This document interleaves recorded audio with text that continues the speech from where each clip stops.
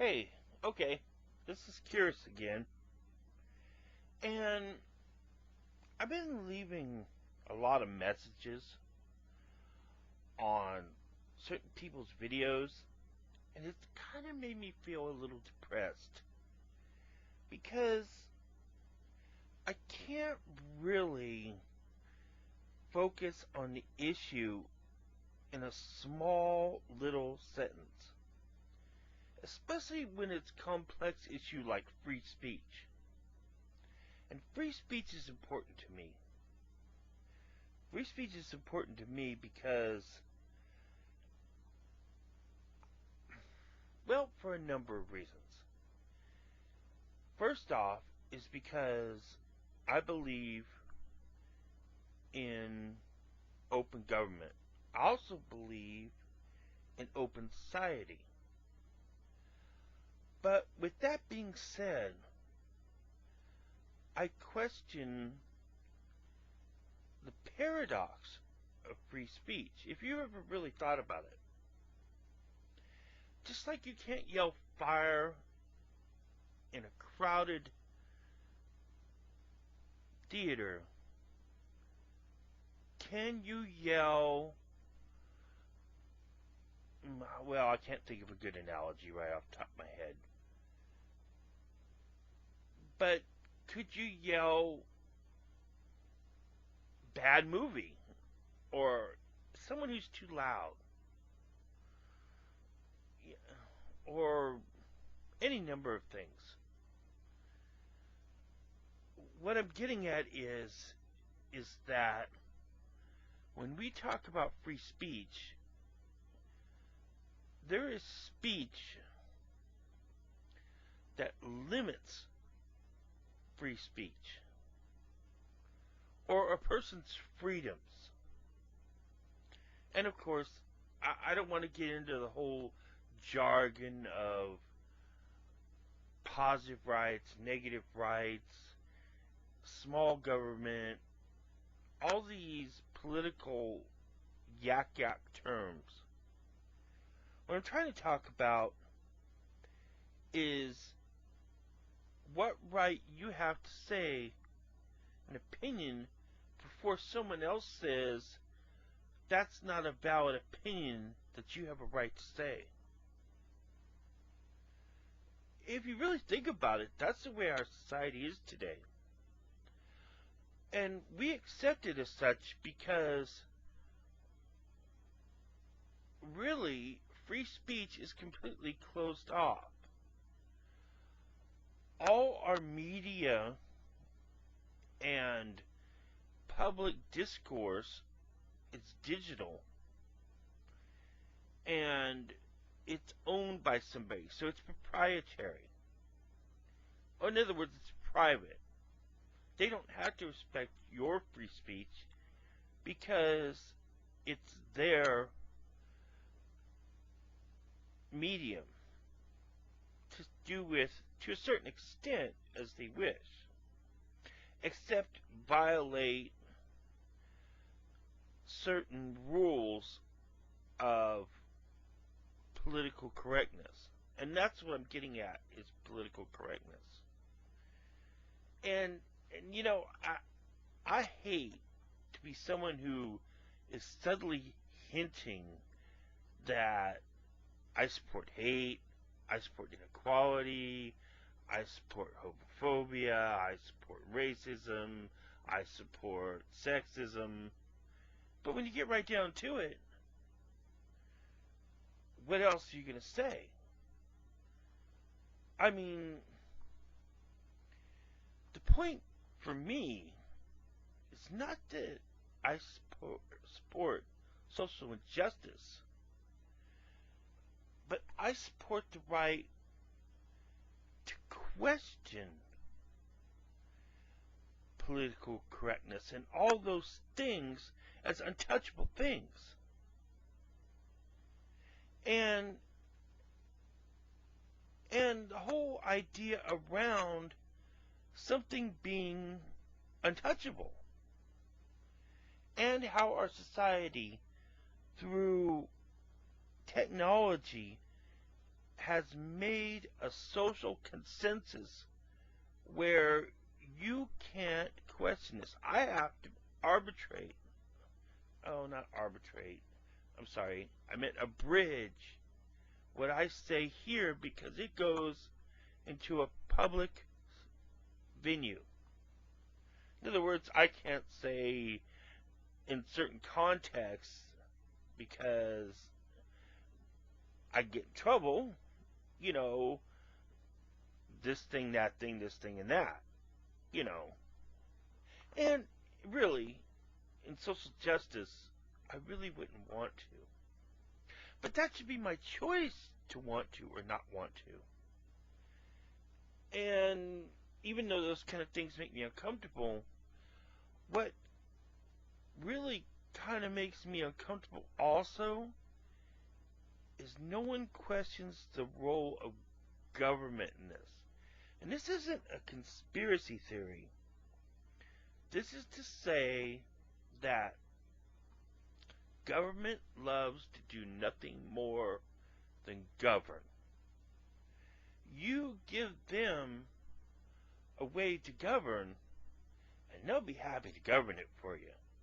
And as someone who believes in small government, at least in social issues, not so much in economic ones, because I don't think you can low bid public service. That could get off into another subject about public good, private good. I don't think you can make a for-profit for the public good, and you can't, well, I lost my train of thought, but you can't do the opposite either, you know, well, I'll think about it. Anyway, wait, I gotta stop. I lost my train of thought. Okay, we're back. Now that we got the train back on the rails, sorta, what I was trying to say is that I was gonna say you can't regulate private business. And to some truth, although I don't really want to get off on this tangent, you can't completely regulate the economy. But I believe the invisible hand of fate leaves a shadow, and I'm one who is an economic progressive, so I sort of buy into that. So I'm not going to say you can't, I'm just saying you have to be very careful when you do. But anyway, back to free speech. And now, when we're talking about racism or all these other social evils, what I'm really seeing is someone taking a social monopoly, and it's the government that is failing to regulate it. I mean, if you think about that for a second, for the most part, except in certain instances, like where the government has tried to regulate sex laws, blue laws, or gay marriage or something like that, for the most part, for a counterculture,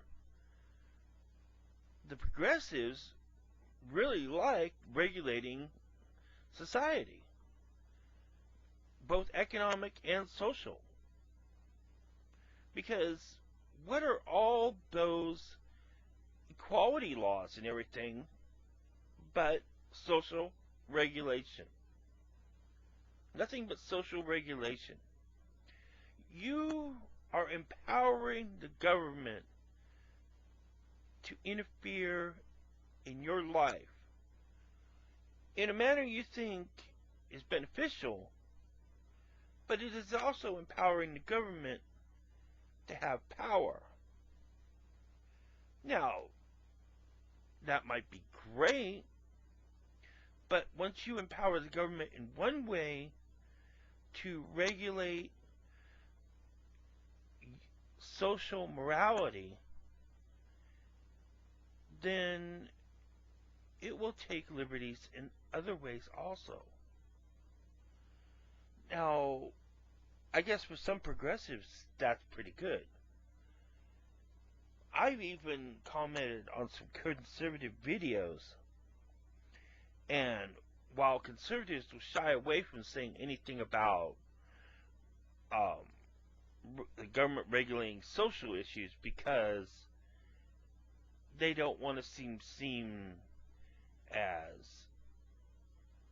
a, someone who promotes social injustice, they're quite keen to hide those views behind religious arguments and economic arguments.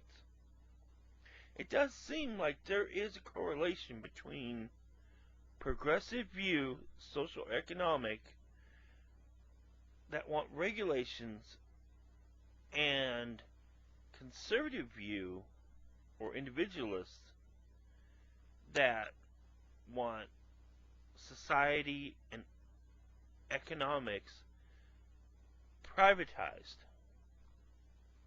I mean, really, what is a hate group but just someone who is privatized social morality, or immorality, if you will? One man's morality is another man's immorality. And I mean, once you go down that rabbit hole, that's where it gets to be a slippery slope. And of course, I believe in the pursuit of happiness and freedom. And when you go there, well, what it is a redistribution of wealth, of social capital. I know it's another term. You know, you get with these. You read a lot of paleoconservative stuff, and social capital is basically what's invested in your society. It's bonding. What glues people together. And I honestly think making a counterculture, and my argument has always been this, a counterculture society destroys social capital and throws off the whole axis of democracy, because you will always, well, now, you will always have an imbalance. Now, I was going to say just now, I forgot what they call it. The story of democracy being three wolves and a lamb getting a vote came to mind just then. And I agree with that too. That's why we have a republic. Supposedly, that's why we have a House of Representatives that isn't, in our modern age, a big laughing joke. You know, who expects... It's almost become cliche. I'm going to write my congressman. Yeah, I'm going to go to a town meeting, and they're going to sit there and go, we understand your pain. Does anybody really believe a town hall meeting does anything? Well, in such a politically diverse culture, an ideologically conflicted culture, what can it mean? Except for a mean to pacify a divisive and angst-ridden populace. So here we are with free speech. And no, I don't have freaking any love for freaking all the social ills. But sometimes, when I hear people talk about this stuff like, oh, the ZOG, the Zion organized government, it really makes me feel really sad.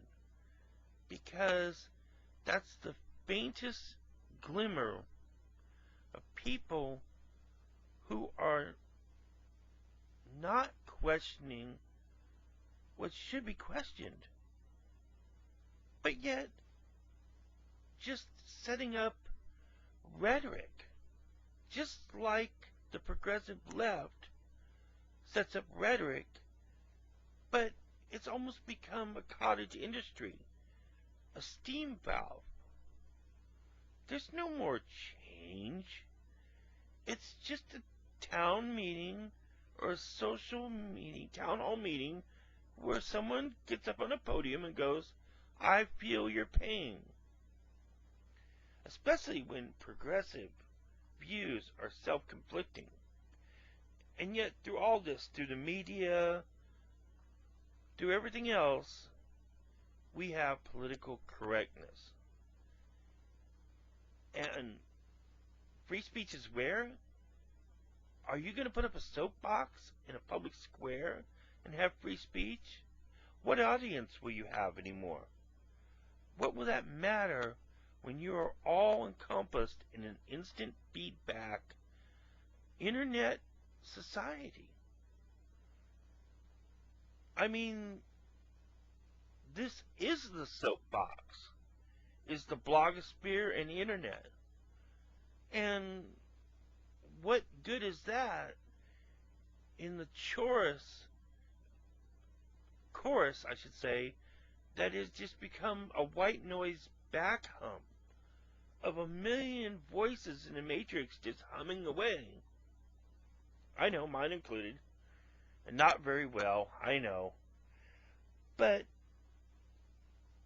maybe this is just that feedback machine. Another feedback machine.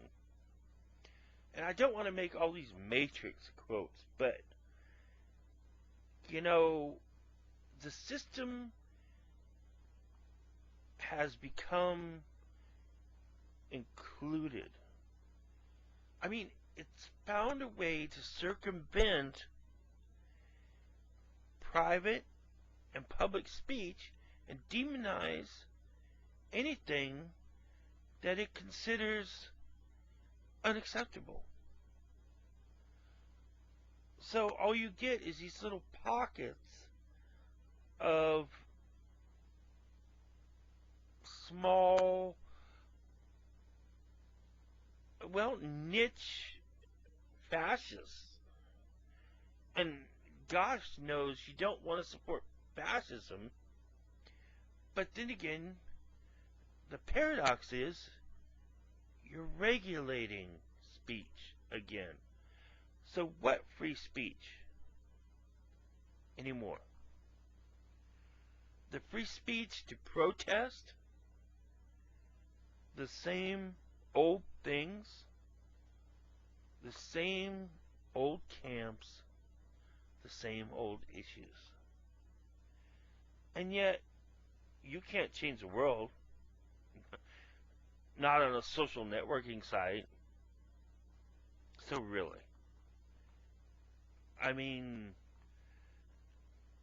check and mate, right? What free speech? Haven't we seen it all? Haven't we seen people who said things out of line on YouTube go down in flames again and again and again for this wrong message, that wrong message? And isn't there a little bit of palpable fear in that? You know, you better not make too many ways in the wrong way. Someone might come over and tip your canoe. But that's their free speech too, right? And how is that free for you? That you're promoting, of course, something that's going to take away free speech and something for someone else. That's it.